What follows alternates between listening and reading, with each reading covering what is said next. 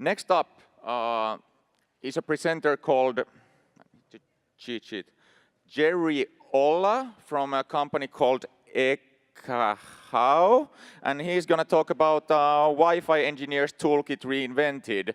Please welcome CWNE, let's say 238, right?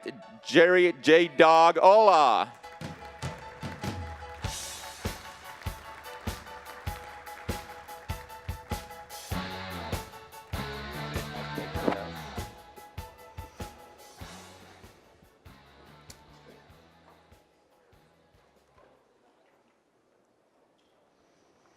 All right, everybody hear me okay?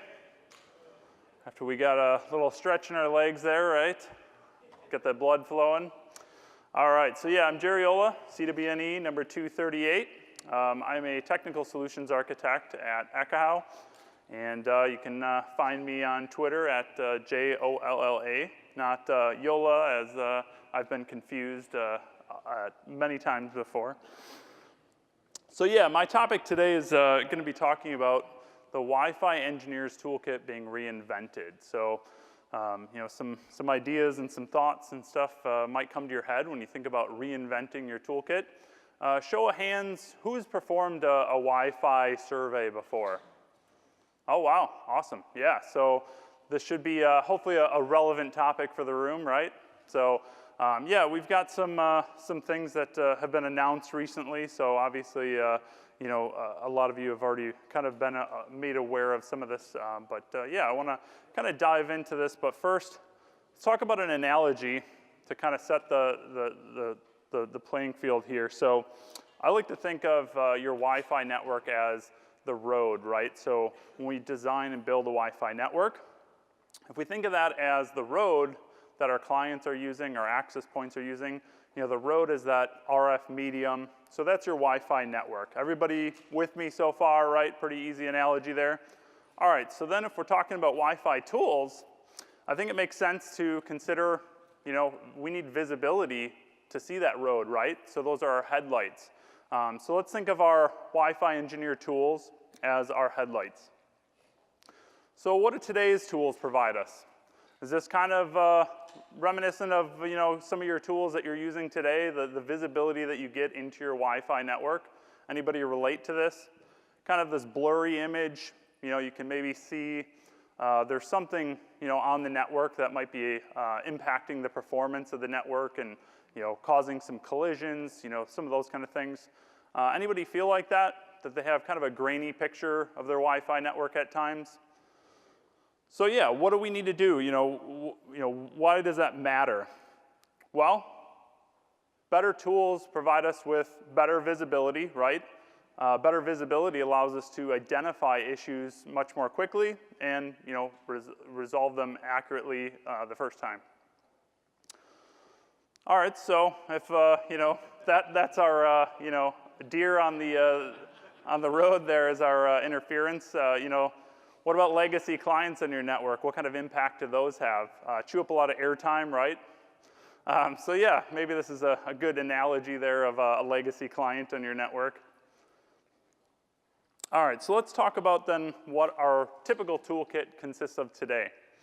So you can see here we've got, you know, this probably is similar to a lot of ours in the room here with some slight variances, but as far as the core components, this is kind of what the typical toolkit consists of, right? Some kind of laptop, you know, maybe, you know, you're lucky enough to have like a Surface tablet or something like that, some kind of Windows touchscreen tablet. And then you've got multiple adapters, right? So then we also need to connect those adapters. So, you know, USB hub, something to plug everything into. We've got a few cables to get it all connected. And then, yeah, something to attach that USB hub. USB hubs aren't, you know, inherently designed to attach to a computer, especially a laptop. And then some type of spectrum analysis, right? So we need to be able to see that layer one, that spectrum component. So that's kind of, you know, typical toolkit, right? Obviously there's other tools out there, but, you know, I would say this is kind of the typical Wi-Fi engineer toolkit. So let's kind of look at, you know, how we got to that point. You know, we didn't just, you know, one day, you know, all right, we have Wi-Fi, now we need a Wi-Fi toolkit with a USB hub and all these adapters and a spectrum analyzer and all these different things. So what took us down that path? So kind of take a trip down memory lane with me, right? So somewhere around 2008, we had the NIC 300. Anybody use one of these guys? The NIC 300 non-USB NIC 300, the card bus version of that. Anybody use one of those guys? So yeah, a few hands. Back to 2008 is around the time frame that those are around. They didn't last too long. 2010 came around and we pretty well adopted the USB. And then things kind of didn't change too much. So from 2010 to 2015, we didn't see a lot of change to the toolkit. 2015, maybe a little bit before that, we started seeing some things happen with Wi-Fi, right? 5 gigahertz taking off, Wi-Fi, becoming more and more critical, and bigger, more dense deployments. So what we needed was, more radios, more listening devices to analyze all that extra Wi-Fi. So yeah, we started adding multiple adapters, USB hubs, multiple spectrum analyzers potentially. So that toolkit kind of progressed.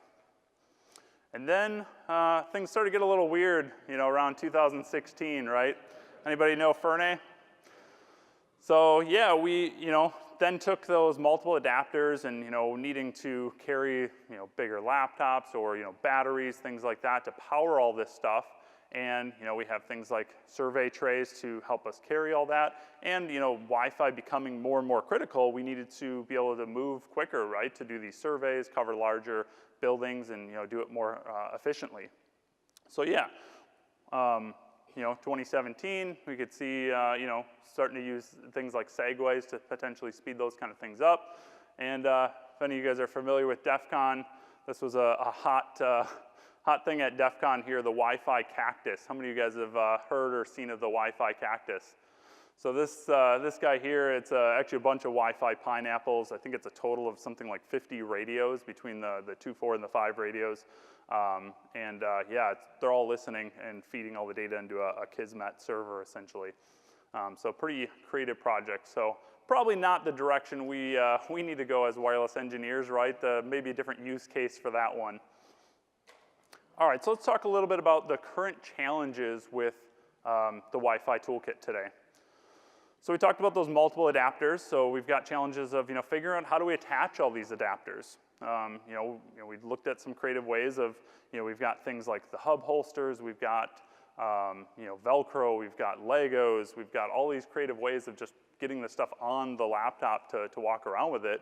So that's one challenge. How do you power all of them, I would say, is a more significant challenge. And as we get more and more spectrum added and need to listen to more and more things, we can't power all of that off of a single USB port. As these laptops get smaller, Surface Pros, things like that, they have single USB ports, right? So how do we power all this, these listening devices to do these measurements? Battery life. Anybody run into this as an issue? We got a lot of people doing surveys in here. Battery life ever slowing you down, needing to charge up batteries, swap batteries, come up with all sorts of creative solutions of, carrying some type of external battery solution. So yeah, that all impacts productivity, right? See this warning message on the bottom? I cringe every time I see that.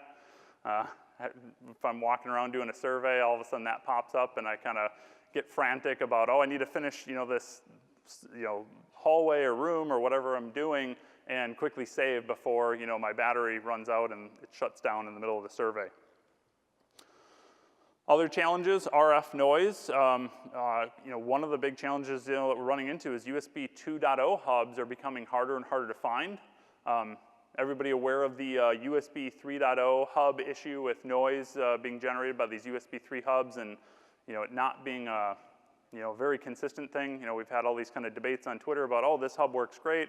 Somebody else buys that same model hub and all of a sudden they've got a really high noise floor, some kind of leaky electrical component or something in there that creates all this RF energy. So the USB 3.0 hubs present a lot of challenges to a wireless engineer. This actually screenshot here, you can see that noise floor that I used to, I plugged into just a plastic USB 3.0 hub and plugged in the adapters to there and had the spectrum analyzer close to that, and you can see how much noise that is. I've seen customers get affected by this that aren't aware of that issue, and it really impacts the survey results on the 2.4 side. It essentially kind of truncates the ability to take these measurements unless you're in very close proximity, because the noise floor is so loud near the adapters. Other issues, you've got internal Bluetooth radio in your laptop, so if you've got your adapters right on the back of your screen, the antennas are inches, at most. A lot of times from these these adapters that are taking these measurements of the environment all around you, and you have a Bluetooth radio screaming right into your spectrum analyzer, that's going to obviously have an impact on the results. So things that we have to definitely consider. Current challenge is also Wi-Fi drivers, right? Anybody run into driver issues with their survey equipment? We have to use these custom Wi-Fi drivers to put the adapters into a survey mode and be able to configure the adapters for optimal surveying. And obviously then also OS compatibility issues. Any Mac users in the room? Yeah, good amount. I'm with you there. I got my MacBook up here. So yeah, that presents a lot of challenges, obviously, from a survey standpoint. If we don't have Mac support for those drivers, we can't use those adapters in Mac. All right, so what's next? What's the future? You think it's, we got AR here or something, anybody know Blake? No, I don't think that's the direction we want to go right now. Maybe a little further down the road. Maybe adding the Express card? No? All right. No, not that direction. Maybe something more like this, right? So we talked about some of those challenges about having the USBs and multiple cables and limited USB ports and things like that. Something more like this might be more up our alley for today's needs. So yeah, let's talk about that. So the Wi-Fi Engineer Toolkit Reinvented, I think should look something like this: an all-in-one Wi-Fi measurement device that has a built-in spectrum analyzer, plug and play. So you turn it on, you plug it in, and it works. Doesn't drain your laptop battery like all the adapters and everything do today. And maybe Mac compatible, right? Like I said, I'm a Mac user. I know we got quite a few Mac users in here, so something that works in both OSs would be great. So yeah, let's talk about the Echo Sidekick. I know we've been kind of demoing this back at our booth here, but kind of highlight a few things on there. So it is a custom-built wearable Wi-Fi survey device. Measures Wi-Fi signal strength, noise, co-channel interference, and yeah, the network configuration, right? Telling you how the APs are configured from, what data rates, what number of spatial streams, those kind of things can be pulled in. So let's talk about that spectrum analyzer.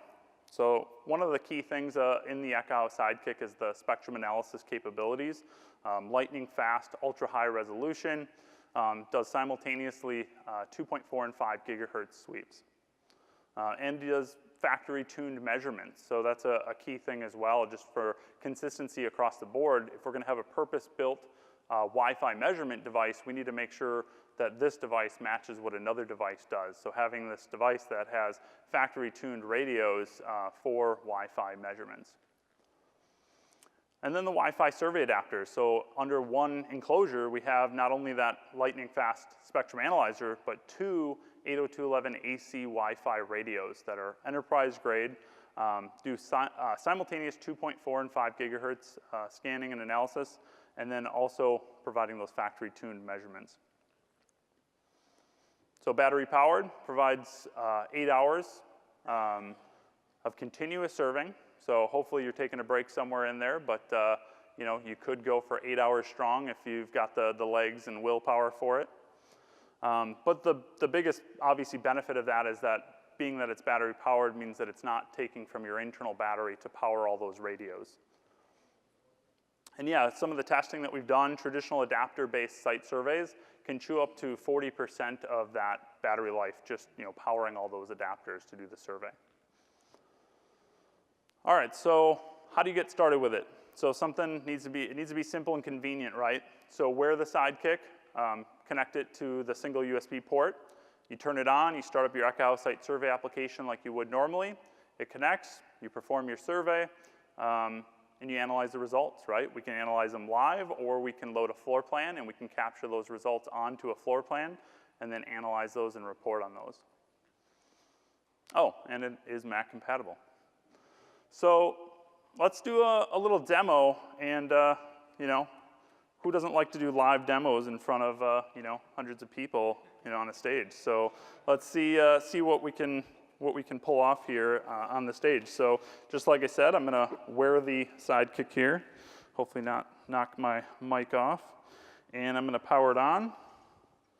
And while that's powering up, I'm gonna go ahead and connect it to my USB port, and let's see if we can get this to show up.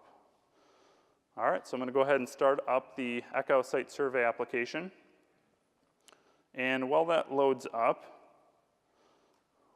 we'll just play this little video so you can kind of get a feel for, you know, what we're after here. So this is showing the spectrum analysis capabilities in the Sidekick. This right now is not live, this is just a recording, but once the Sidekick connects, which it just did, we can take a look at that in the software itself. So this is just showing that it's doing 2.4 and 5 gigahertz simultaneously, but we want to see the environment live, right? So I've got the Sidekick on. For those of you that can see it, this is basically what it is, single USB cable plugged into my MacBook here. And we'll go ahead and pull up the Echo House Site Survey application. And I'm just going to show you some live analysis, right? So let's take a look at the health of the Wi-Fi in the environment. So right away, I see we've got some interesting things going on here. We've got some energy coming up on channel 8. Not typically going to be optimal channel. Hopefully we won't embarrass anybody seeing who's on channel 8 here. But there we go, it's an ASUS Tech. And yeah, we can see the SSID and things like that on there. So that could be a red flag of, you know, if it's your own APs or some kind of rogue device, you know, that's obviously causing some significant adjacent channel interference with our APs on channel 6 and on channel 11. And I can hover over that. And like I said, those radios are pulling in a lot of the configuration information about that access point. So not only can I see that it is an ASUS Tech device, it's on channel 8, we can see the SSID, the technology that it's operating on B, G, and N, as well as the basic data rates and the minimum supported rates as well. Also the max data rate, number of spatial streams, the 3 spatial stream device. So yeah, that's 2.4, but like I said, one of the cool things about it is we're analyzing simultaneously 2.4 and 5 gigahertz, which to me is a lot more impressive. 2.4, a lot less frequency for us to look at. Obviously on 5 gigahertz, as we can see here, there's a lot more going on, right? So here we're overlaying both that passive survey information as well as the spectrum analysis. If I want to maybe focus in on some type of, you know, interfering source, let's go ahead and, yeah, focus in on a specific channel here. So we'll put something interesting on to look at. So I'm going to just create some energy on channel 52. Right now we can see there's not much going on there, right? So hopefully won't cause any performance issues for anybody. And notice how quickly when I turn that on, all of a sudden we start seeing some pretty significant activity. So let's analyze that a little bit. So I'm going to go to my waterfall view, and I can start to see that energy coming up at the top of my waterfall view. So top is the most recent, and as that falls down, you know, the history. We also have a 20-minute kind of running log history on the left side here. Let's dive into that a little bit. So I've got my magnifying glass, and I'm going to click on channel 52 here, and we can start to zoom in. So notice what's happening is I'm zooming in on the spectrum, but I'm continuing to sweep the entire 2.4 and 5 gigahertz ranges while I'm zooming in on a specific portion of the section. So you can see that level of detail while I'm still sweeping the entire spectrum at 20 plus times a second. And we can take off like our density view here, and we can look at the, you know, FFT view. You can see how fast that's sweeping and running through those sweeps. We could also look at things like an average sweep and see how that's changing. Notice how we can see that granular level of detail of individual subcarriers. Pretty cool, in my opinion, to have that much visibility. You know, we talked about at the beginning of the presentation, you know, the deer in the headlights there of having that, you know, really sharp picture that really, you know, level of detail to help you troubleshoot issues to figure out, what is the source of this signal. So yeah, that's a pretty quick demo of that. One other thing I'll show you here is on the channels view. We can also show things like spectrum utilization as well as the noise per channel. So let's take a look at that channel 52 and notice what the spectrum utilization is looking like on that channel 52. We're able to consume essentially 100% of that channel with this signal generating device.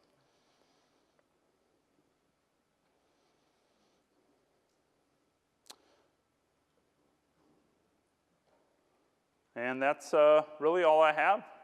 If you want to check out more info, check out sidekick.echo.com. Otherwise, we've got our booth in the back of the room. Thanks, everybody.